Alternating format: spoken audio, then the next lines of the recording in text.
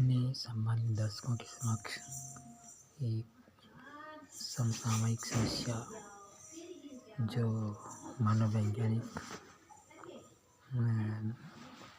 पर आधारित है, उसके विषय में परिचर्चा आपके समक्ष प्रस्तुत करते हुए प्रश्न ये है कि दर्जन का साथ क्यों छोड़ देना चाहिए। यदि यह आपके संपर्क में कोई व्यक्ति दुर्जन है, तो चाहे वह व्यक्ति अपना कितना ही प्रिय क्यों न हो, उसको छोड़ देने में ही भलाई है। पहले तो प्रयत्न नहीं करना चाहिए कि दुर्जन व्यक्ति को समझाने का प्रयत्न करना चाहिए कि वह उसे समझ आ जाए और वह समझ जाए। लेकिन दुर्जन व्यक्ति की प्रवृत्ति ये होती है कि वह किसी के समझाने में नहीं आता और प्राकृतिक रूप से, क्योंकि नकारात्मक प्रवृत्तियाँ उसके मन और मस्तिष्क में होती हैं, तो किसी भी व्यक्ति की बात वो आसानी से ग्रहण नहीं करता जो उसे समझाते हैं। इसलिए वह ऐसे व्यक्ति को का साथ छोड़ देने में ही यह लाभ होता है। क्योंकि यदि कोई सज्जन व्यक्ति दुर्जन व्यक्ति के साथ रहते हैं, तो दुर्जन व्यक्ति के ग्रह तेज ग्रह होते हैं और तेज ग्रह होने के कारण वे तेज ग्रह दुर्जन व्यक्ति की रक्षा करते हैं, और जो सज्जन व्यक्ति उनके साथ होते हैं उनके ग्रह कमज़ोर होते हैं, और जो हानि यह दुर्जन व्यक्ति को होनी चाहिए वह साथ में रहने वाले सज्जन व्यक्तियों को शारीरिक, मानसिक व आर्थिक हानि होने की संभावना रहती है। यह मन भावन वाणी विलास कार्यक्रम के प्रोग्राम प्रोड्यूसर का एक नहीं अनेक बार का अनुभूत सत्य है। तो ये नहीं सोचना चाहिए कि व्यक्ति विशेष हमसे अप्रसन्न हो जाएगा, इसलिए उसका साथ देना चाहिए। क्योंकि अपने घर और परिवार की रक्षा के लिए यह करना श्रेयस्कर होता है, जिससे अपने घर परिवार सुरक्षित रहे। यदि हम उसका साथ नहीं छोड़ते तो उसके जो दुष्ट ग्रह हैं वह आप पर पीड़ा देंगे, आपको कष्ट पहुंचाएंगे, और जो यह प्राकृतिक रूप से उसकी क्षति होने वाली होती है, वो उसकी क्षति न होकर आपकी क्षति होने से आपका और आपके परिवार का जो है स्वास्थ्य को हानि होगी, शारीरिक हानि होगी, मानसिक हानि होगी। तो क्योंकि ये मन भावन वाणी विलास कार्यक्रम के प्रोग्राम प्रोड्यूसर ये एक सामाजिक कार्यकर्ता हैं, समाज सेवक हैं, और वे नहीं चाहते कि यह अपने जो है सम्मानित दर्शकों का जो किसी भी प्रकार से हानि हो। हालांकि यह प्रोग्राम प्रोड्यूसर महोदय को कहीं किसी से कोई जो है बैर नहीं, कोई शत्रुता नहीं, कोई वैमनस्य नहीं है। शत्रु भी उसके लिए अपने कुटुंब के सदस्य के सामान्य वो बात लगे कि वो व्यक्तिगत रूप से द्वेष रखें, वो उनकी प्रवृत्ति है। मनुष्य का स्वभाव जो होता है वो जो है अपनी माता से जो है सुख प्राप्त होता है।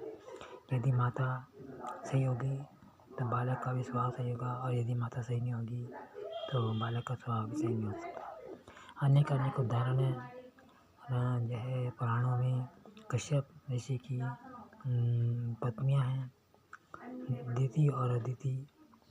दिति बड़ी बहन थी, अदिति छोटी बहन थी, दोनों राजकुमारियां थी। लेकिन दिति का स्वभाव ईर्ष्या का स्वभाव था, वह अदिति से ईर्ष्या करती थी, द्वेष करती, जलन करती थी। जबकि अदिति धार्मिक स्वभाव की थी, वह अपने बड़ी बहन की सेवा करती थी, वैसे भी सगी बहनें थी। लेकिन जो है अपने स्वभाव के कारण वह जो है सगी बहन होती है जो उसके साथ गलत व्यवहार करती थी। अनेक स्थान पर देखने को ये प्राप्त होता है, इसमें कोई बात नहीं है। ईश्वर जो नकारात्मक प्रवृत्ति और सकारात्मक प्रवृत्ति प्रदान करने से पहले व्यक्ति विशेष का स्वभाव देखता है, उसकी मानसिकता देखता है। ईश्वर चाहे तो सबके हाथ से अच्छा कार्य करा सकता है, सबको सकारात्मक प्रवृत्ति दे सकता है, लेकिन यह प्राकृतिक संतुलन को बनाए रखने के लिए ईश्वर को जो है ईर्ष्या, राग, द्वेष, ईर्ष्याग्रस्त व्यक्ति होते हैं, उनको वह नकारात्मक प्रवृत्ति प्रदान करता है, जिससे उनकी बुद्धि और विवेक पर जो है अज्ञानता का पर्दा पड़ जाता है और वे जो विनाशोन्मुखी प्रवृत्ति की ओर अग्रसर होते हैं। उन्हें पता नहीं होता कि उनका जो है विनाश हो रहा है, विकास नहीं हो रहा है, क्योंकि उनके मन और मस्तिष्क में अज्ञानता का पर्दा पड़ा रहता है। तो यह अनेक ऐसे उदाहरण देखने को मिले हैं कि महाभारत में दुर्योधन एक बार जो है यमुना नदी के पार जो है जा रहा था। राजमार्ग में जो है गंधर्वों की जो है परिवार की स्त्रियाँ स्नान कर रही थी, तो दुर्योधन ने अपने राजमहल में उनके परिवार की कन्याओं से जो है अभद्रता का व्यवहार किया, जिसके कारण गंधर्वों ने जो है दुर्योधन को बंदी बना लिया और सभी बड़े बड़े योद्धा उनके सामने फेल हो गए। एक गुप्तचर जो है भागकर पांडवों के पास वन में गया और उसने जो है पांडवों को बताया, तो भीम ने युधिष्ठिर ने कहा कि हमें अपने भाई की रक्षा के लिए जाना चाहिए, लेकिन भीम ने साफ मना कर दिया कि वह हमारा भाई कैसे हो सकता है, वो तो हमारा हमेशा गलत व्यवहार करता है, हमारा बुरा चाहता है। लेकिन युधिष्ठिर ने कहा कि है तो वह हमारा भाई, चाहे वो कैसा है, हमारा घर का आपसी मामला है। और उन्होंने गंधर्वराज चित्रसेन के पास जाकर जो है उनसे दुर्योधन को छुड़ा लाए। इस पर दुर्योधन को बड़ी मन में ग्लानि हुई। उसने प्रतिज्ञा की कि मैं अग्नि में जलकर भस्म हो जाऊंगा, मैं बहुत बुरा आदमी हूँ। ये जो है दुर्योधन के मन, दिल और दिमाग में विचार आया कि मैं अपने सगे चचेरे भाइयों के साथ, पांडवों के साथ गलत व्यवहार करता हूँ, और आज यदि पांडव नहीं होते तो गंधर्व मुझे मार डालते, लेकिन अपने चचेरे भाइयों के कारण ही मेरी प्राण की रक्षा हुई है। मैं बहुत गंदा आदमी हूँ, बहुत दुष्ट व्यक्ति हूँ, मुझे जीने का अधिकार नहीं है। वह उसने अपने कक्ष में अपनी चिता बना ली। चिता बनाकर वह जो है अग्नि पर बैठने वाला था। इतने में पाताल लोक की सभी शक्तियाँ उसके पास आकर बोली कि जो है महाराज, आप ऐसा क्यों कर रहे हैं, आप ऐसा मत कीजिए, आप तो हमारे प्रतिनिधि हैं, यदि आप ही हमारा प्रतिनिधित्व करेंगे तो फिर क्या होगा। जो है उन्होंने काफ़ी निवेदन किया, नम्रतापूर्वक क्या आप भस्म मत होइए, आप हमारे जो है प्रतिनिधि हैं, खलनायक हैं, समझे, आपको हमारे रोल अदा करना चाहिए। संसार में अधर्म, अत्याचार, अधर्म और अन्याय का जो विकास करना चाहिए, जिससे जो संसार प्रताड़ित हो और हमारा वर्चस्व फैले। तो इस प्रकार से ये सारे उदाहरण इस बात की ओर इंगित करते हैं कि दुष्ट व्यक्ति जो है चाहे प्रयत्न भी करे तो सज्जन नहीं भी बन सकता।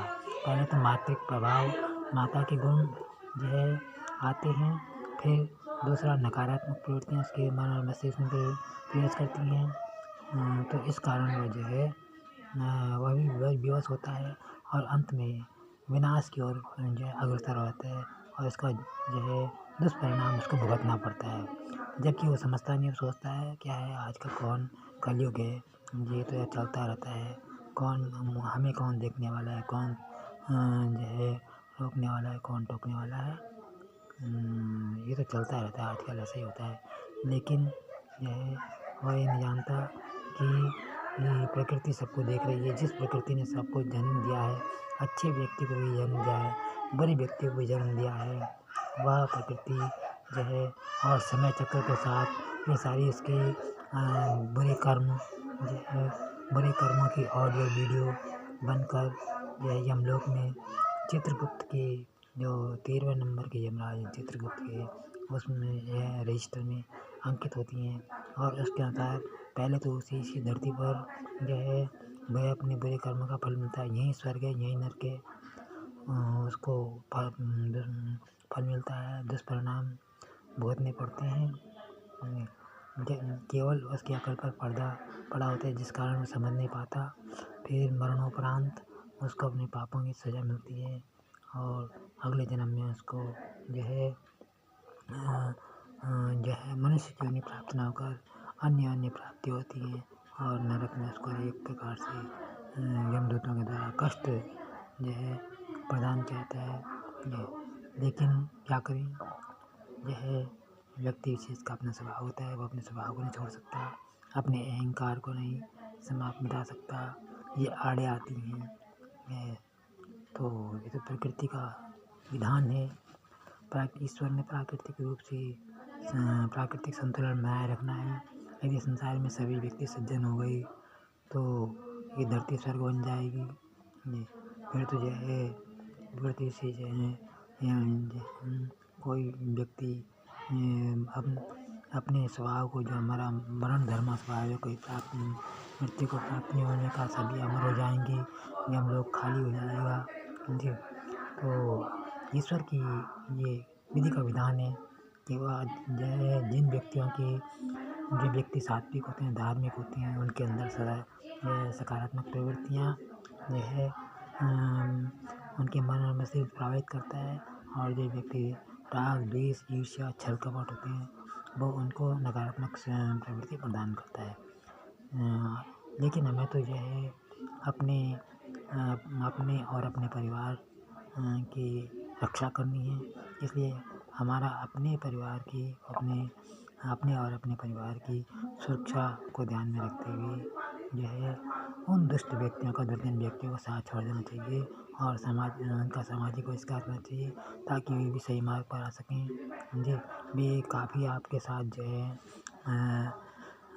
लाग लपेट करेंगी, समझे, आपकी खुशामद करेंगी, जो है आप हमारा साथ क्यों छोड़ रहे हैं, हमारा साथ दीजिए, ऐसा नहीं करना चाहिए।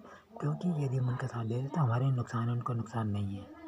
उनके ग्रह तो तेज होते हैं और हमारा साथ देने से हमारे ग्रह कमज़ोर रहते हैं, जो अनुकूल ग्रह हैं प्रतिकूल रहते हैं, जिसके कारण उनकी क्षति नहीं हमारी क्षति होती है।